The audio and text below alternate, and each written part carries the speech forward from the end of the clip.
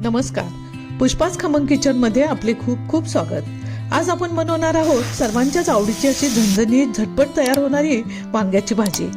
पाव किलो वांगी, 1 टोमॅटो, अर्धी वाटी शेंगदाण्याचं कूट, 1 टेबलस्पून आले लसूण पेस्ट। कढईमधील तेल गरम झाले की यामध्ये प्रथम मोहरी टाकून अर्धा मिनिट कांदा चांगला परतून घेऊया। आता बारीक चिरलेला टोमॅटो घालायचा। आता यामध्ये चिमूटभर हळद घालूया, पाठोपाठ चिमूटभर हिंग टाकूया।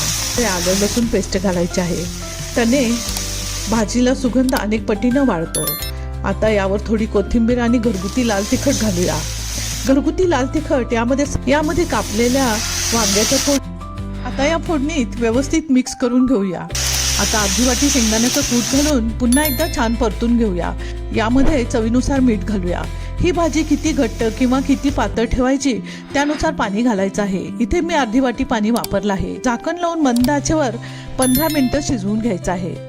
ही रेसिपी तुम्हाला आवडली असेल तर व्हिडिओला लाईक नक्की करा आणि आपल्या मित्रमैत्रिणींसोबत शेअर करा आणि पुष्पाच खमंग किचनला नक्की सबस्क्राईब करा। पुन्हा भेटू अशाच घरगुती रेसिपीसह। धन्यवाद।